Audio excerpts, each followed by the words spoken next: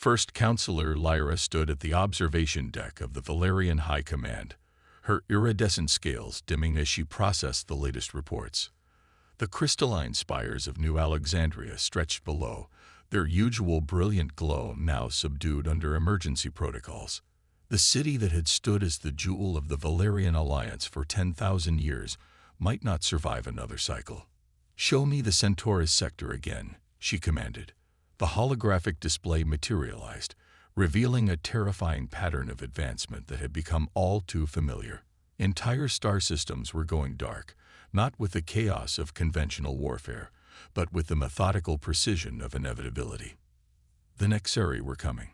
Commander Thex entered the chamber, his neural tendrils pulsing with urgency. "First Counselor, we've lost contact with the Proxima Defense Network. The quantum entanglement signals, they've just stopped." Lyra's outer membrane rippled with concern. The Proxima network was supposed to be impenetrable, built with technology so advanced it bordered on mystical. Yet the Nexari had swept through it like cosmic wind through stellar dust. "How long?" she asked, though she already knew the answer. "At their current rate of expansion, they'll reach the core worlds in 30 standard cycles," Thex responded, his voice modulator barely masking his despair.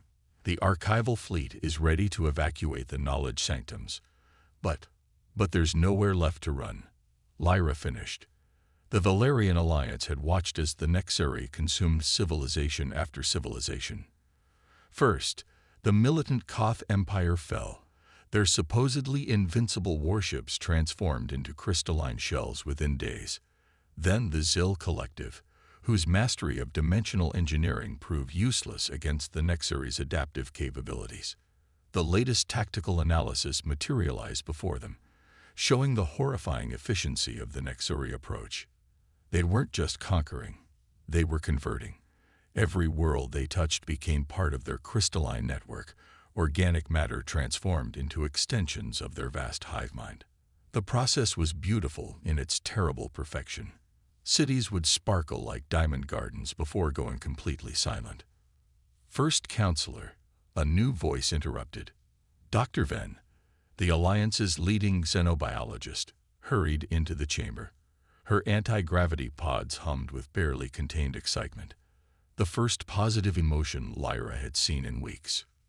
"We've found something," Venn continued, her sensor arrays quivering. "In the analysis of the Nexari patterns, there's an anomaly, a sector they've completely avoided."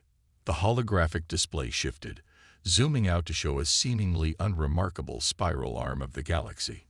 "Sol sector," Venn explained, "home to a primitive species called humans. They've barely achieved rudimentary spaceflight. But we don't have time for anthropological curiosities," Thex interrupted. "The evacuation protocols." "No, you don't understand," Venn insisted. "The Nexari's expansion patterns show clear signs of intentional avoidance.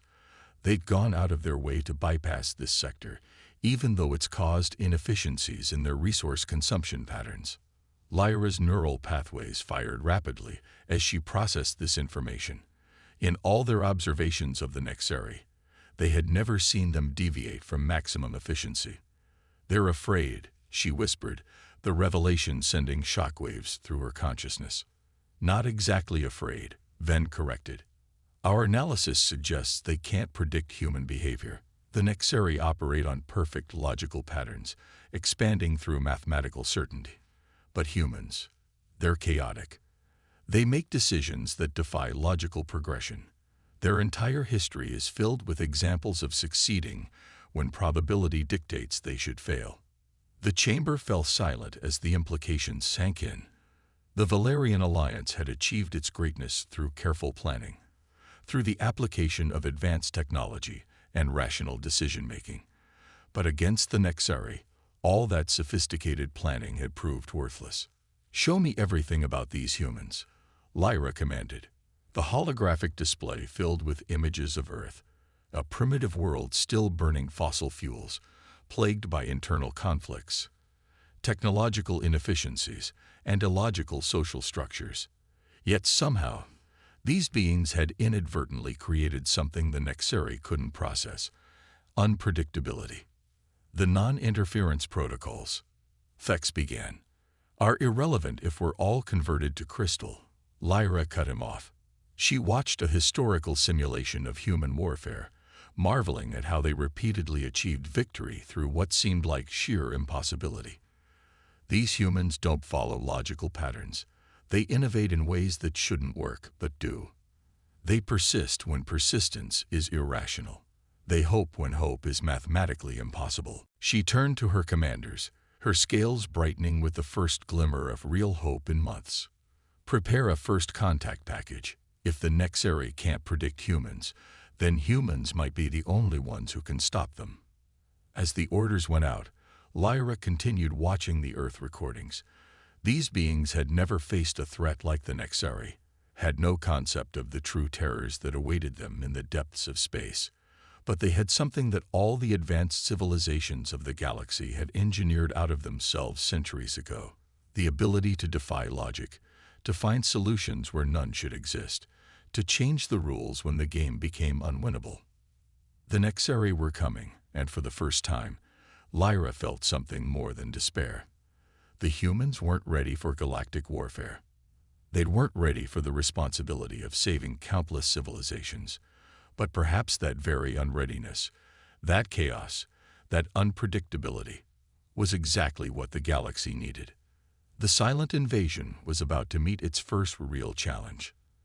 Dr. Sarah Chen stared at her coffee cup, watching the liquid ripple from the vibrations of yet another military convoy passing by her laboratory at MIT.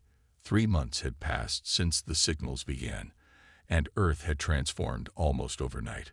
The first message had appeared simultaneously on every digital device on the planet, a complicated string of mathematical equations that took the world's best cryptographers less than 6 hours to decode. The message itself was simple: we need help. You are our last hope. Sarah's quantum computing lab had been one of the first to receive the technical data that followed. Specifications for technologies that should have been impossible, yet somehow worked perfectly when tested. The Valerians, as they called themselves, had dropped an entire galaxy's worth of advanced science into humanity's lap, along with the knowledge of an unstoppable enemy that was coming to convert all organic life into crystalline computing nodes. Dr. Chen, her assistant, Marcus, stuck his head through the door. The Joint Chiefs want another update on the quantum entanglement drive. Sarah nodded, gathering her tablets. The military had practically moved into campus, converting lecture halls into war rooms and research labs, into weapons development facilities. But they weren't just copying the Valerian designs. They were doing what humans did best: improvising. In the main conference room, General Rivera was already waiting, along with representatives from NASA, SpaceX, and a dozen other space agencies and private companies that had been merged under the Emergency Space Defense Initiative. "Talk to me, Dr. Chen," Rivera said without preamble. "Can we weaponize it?" Sarah pulled up her latest simulations. The Valerians used quantum entanglement purely for communication and FTL travel. But we found that if we reverse the polarity of the containment field and introduce a controlled cascade failure. The holographic display showed a sphere of normal space suddenly turning inside out, taking everything within its radius into what Sarah's team had started calling quantum null space. "Holy shit," someone whispered. "You've figured out how to delete things from reality." "Temporarily," Sarah corrected. "Everything returns to normal space within about 30 seconds. But according to the Valerian data, that should be enough to disrupt the Nexari's hive-mind connection. They've never conceived of using quantum entanglement this way because it's completely illogical. It wastes enormous amounts of energy for a temporary effect." "But it works," Rivera said, not really a question.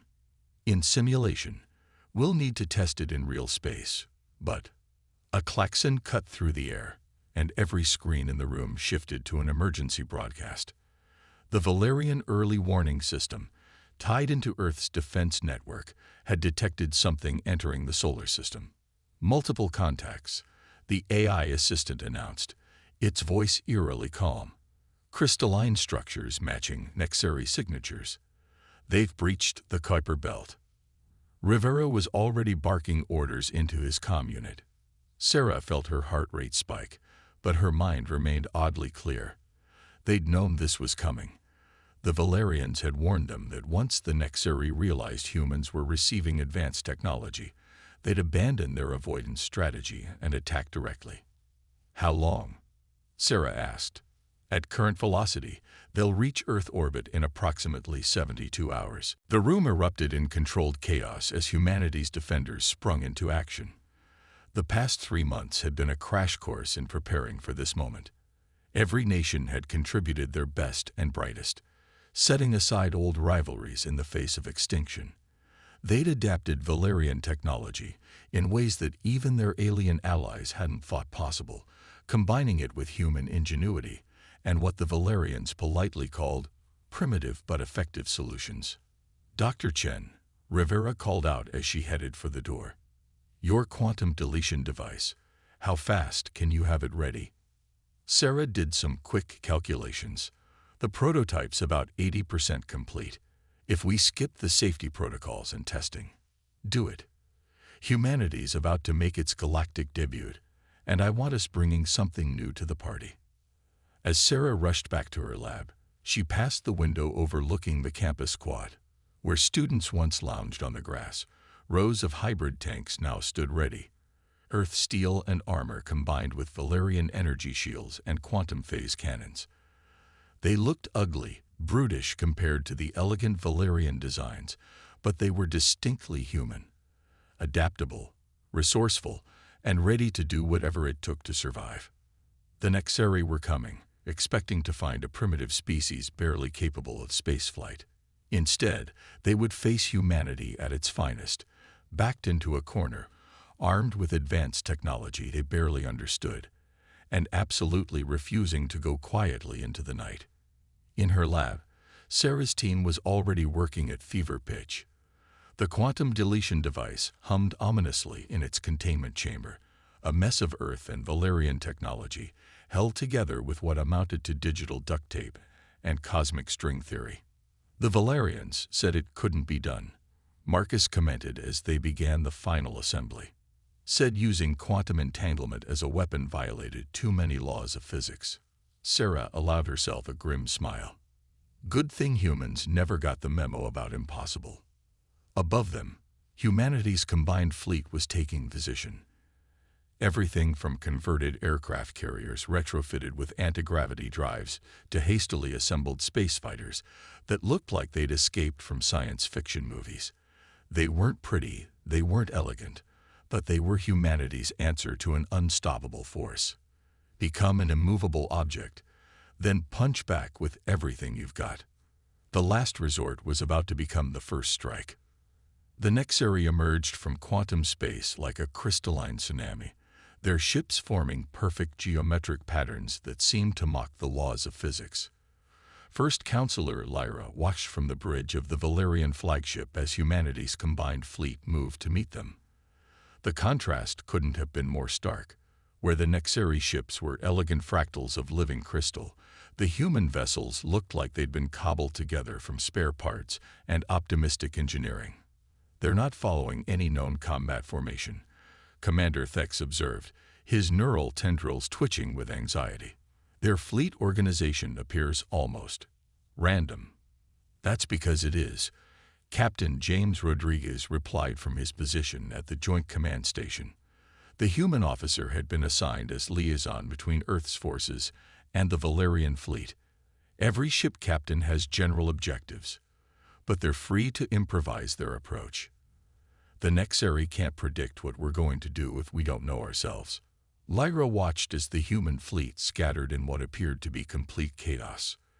The Nexeri response was immediate, their ships reorganizing into optimal attack formations, each position calculated to maximize their advantage.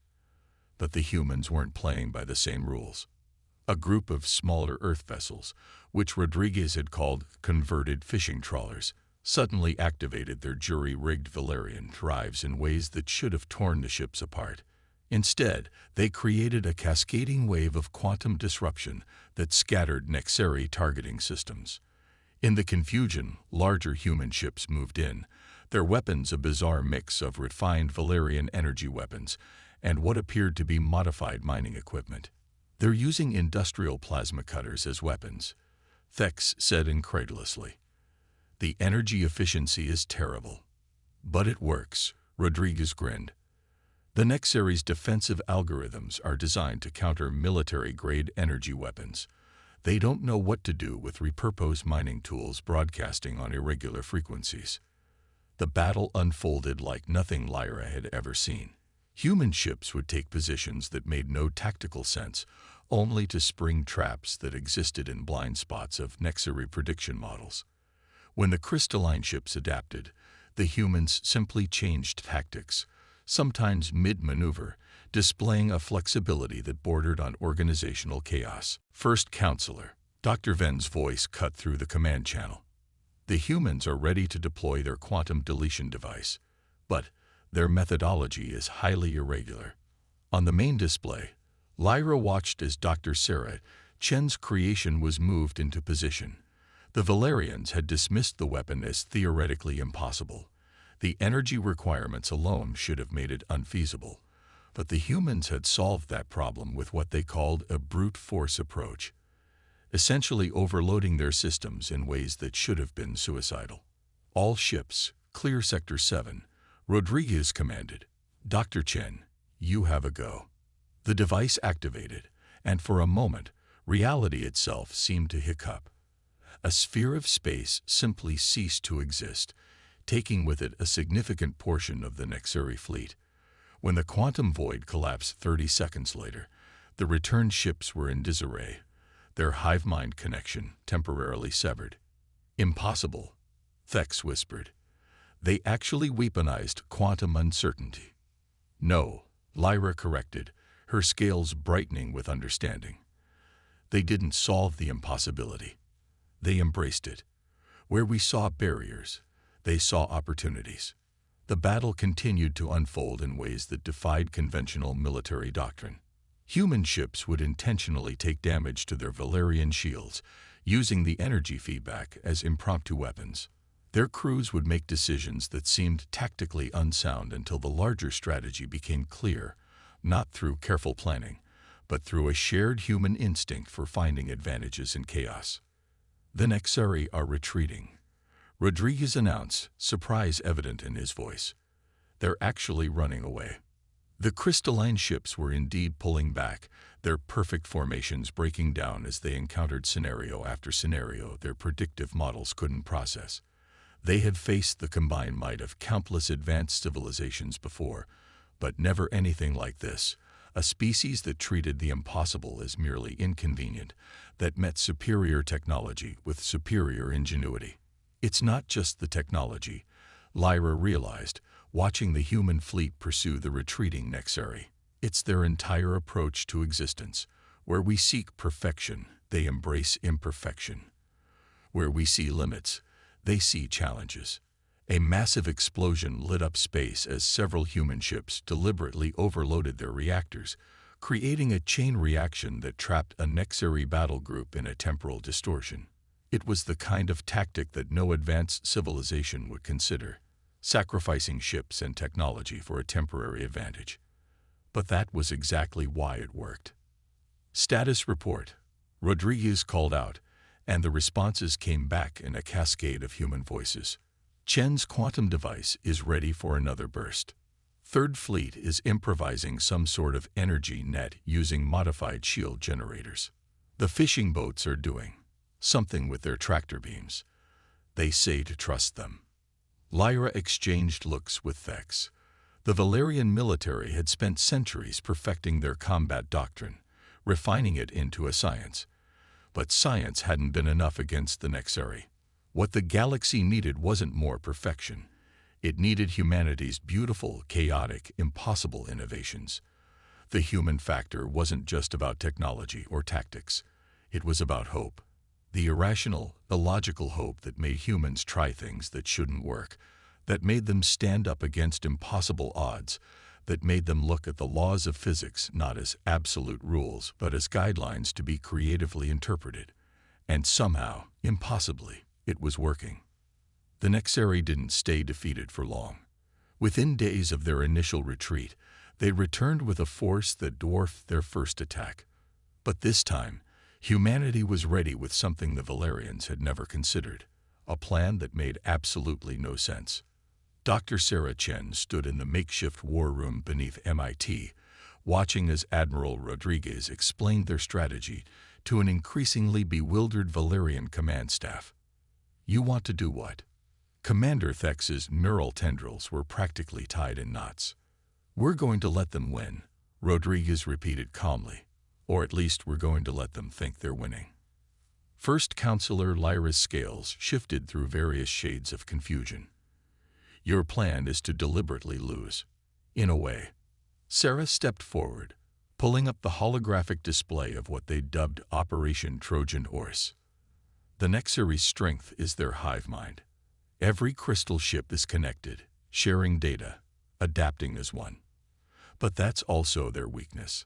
They can't conceive of individual units acting against the collective good. The display showed the new Nexeri fleet, nearly 1,000,000 ships strong, arranged in perfect crystalline formations that extended beyond Mars' orbit. Their first defeat had driven them to commit an overwhelming force, determined to erase the anomaly that humanity represented. "We've modified the quantum deletion device," Sarah continued.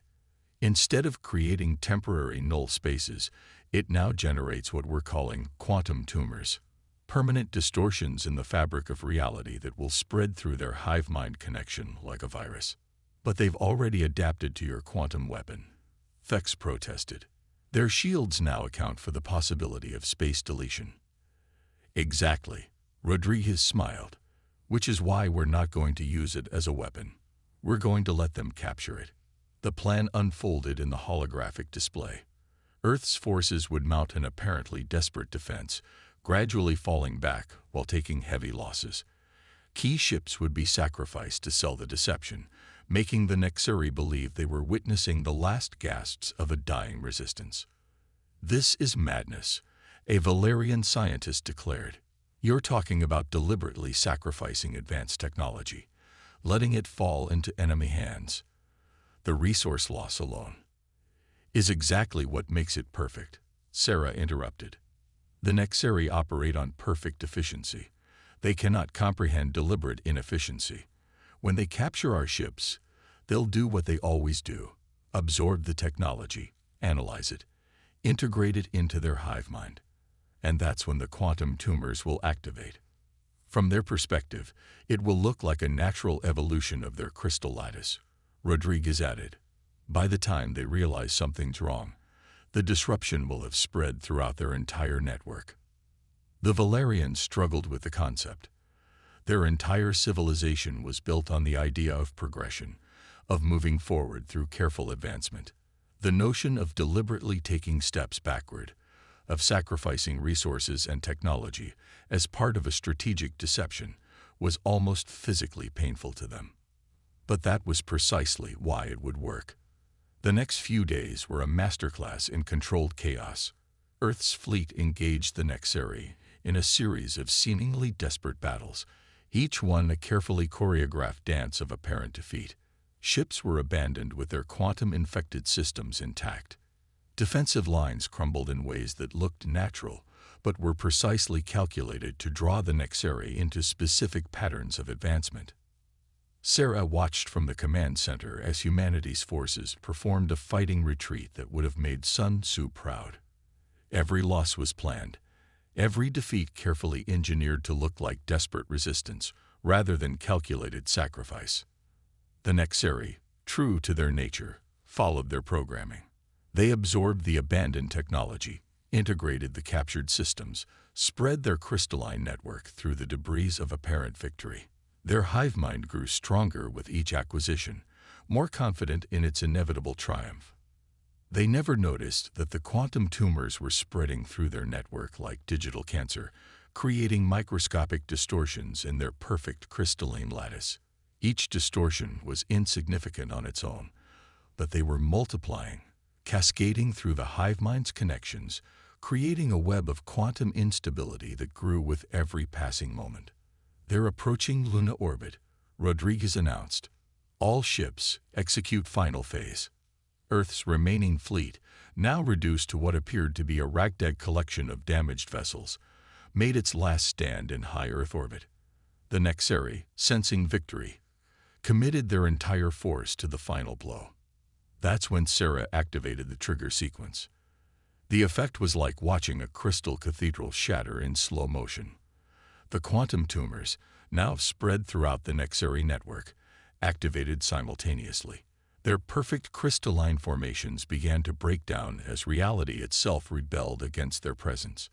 Ships began to dissolve, their molecular bonds disrupted by cascading quantum uncertainties. "My God," Fex whispered. "You didn't just infect their ships. You infected their entire way of existence." "Humans have a saying," Rodriguez said quietly. "Sometimes you have to lose the battle to win the war." The Nexeri fleet, the most powerful force the galaxy had ever seen, was coming apart at the quantum level. Their hive mind, unable to process the deliberate infiltration of chaos into its perfect system, began to collapse under its own weight. Sarah watched the display as humanity's greatest victory was achieved through what appeared to be its greatest defeat. They had beaten the Nexeri not through superior technology or military might, but by thinking in ways that no advanced civilization would consider rational. Sometimes, she realized, the most powerful weapon wasn't the most advanced technology or the biggest fleet. Sometimes it was the ability to look at an impossible situation and say, what if we try something completely insane?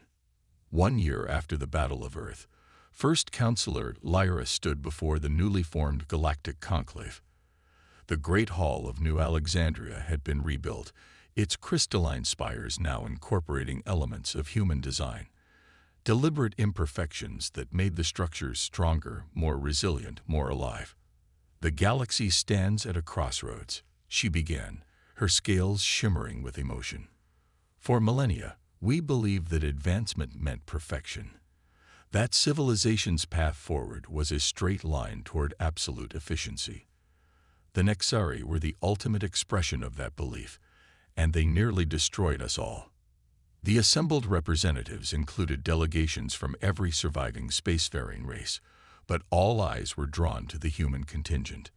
Dr. Sarah Chen sat beside Admiral Rodriguez, both wearing the simple uniforms of Earth's United Space Command. They looked almost primitive compared to the advanced beings around them, and that was precisely why they were so important. The defeat of the Nexeri wasn't just a military victory, Lyra continued. It was a profound lesson about the nature of progress itself. Humanity showed us that true advancement isn't about eliminating chaos. It's about learning to thrive within it. The holographic displays showed scenes from the war, human ships performing maneuvers that defied tactical logic, jury-rigged weapons that shouldn't have worked but did, strategies that succeeded precisely because they made no sense. But more importantly, they showed what came after. Humans had spread throughout the galaxy, not as conquerors but as innovators. Their apparently primitive approaches to problem-solving had revolutionized fields that advanced civilizations had considered perfected. They approached ancient technologies with fresh eyes, finding new applications that centuries of logical progression had overlooked. "The Nexeri threat is gone," Lyra said, "but their legacy remains in the crystalline ruins scattered across 1,000 worlds. These ruins serve as both warning and reminder of what we almost became and of what saved us." Sarah stood to present her own report. The quantum tumors that had destroyed the Nexeri had created something unexpected, zones of permanent quantum uncertainty, areas where reality itself remained fluid and unpredictable. Any sufficiently advanced civilization would have seen these zones as dangers to be contained or eliminated. Humans, naturally, had turned them into research opportunities. "We're learning to navigate chaos," Sarah explained, "not to control it or eliminate it, but to work with it. The quantum uncertainty zones are teaching us new ways to approach space travel, communication, even the fundamental laws of physics themselves." "But the regulations," a ZIL representative began, "sometimes need to be rewritten. Rodriguez interrupted with a smile. Or as we like to say on Earth, sometimes you need to think outside the box, way outside the box. Sometimes you need to forget the box exists and build something completely different. The presentation continued, showing how human unpredictability had led to breakthroughs in seemingly unrelated fields. Their tendency to try impossible things had resulted in new medical techniques. Their habit of repurposing technology had revolutionized terraforming, and their stubborn refusal to accept limitations had opened up entirely new avenues of scientific research. "We propose a new direction for the Galactic Conclave," Lyra announced. "Not a rejection of logic and advancement, but a balance between order and chaos. Every spacefaring race will now include human advisors, not to lead or command, but to ask the impossible questions, to suggest the irrational approaches, to remind us that progress isn't always a straight line." The vote was unanimous. The galaxy had learned its lesson. The pursuit of perfection had nearly led to their extinction. It was time to embrace a little chaos, to accept that sometimes the best solution was the one that made the least sense. As the session ended, Lyra found Sarah staring out at the sunset, its light refracting through the quantum-touched crystals of the city in impossible ways. "Your people changed everything," Lyra said softly. "Not just the war, but how we think about everything." Sarah smiled. "That's what humans do. We look at the impossible and say, maybe if we try it this way. Sometimes we fail spectacularly, but sometimes—" She gestured at the beautiful chaos of the quantum crystal sunset. "Sometimes we create something nobody could have imagined." Above them, ships of all designs moved through the darkening sky. Elegant Valerian cruisers, energy beings in their quantum spheres, and humans in their seemingly cobbled-together but surprisingly effective vessels. Each race brought its own approach, its own perspective.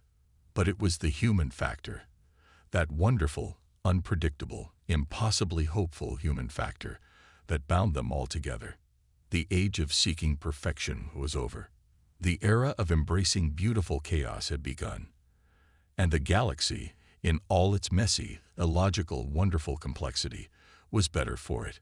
After all, as humans like to say, the most interesting discoveries usually happened when you were trying to do something that everyone else thought was impossible.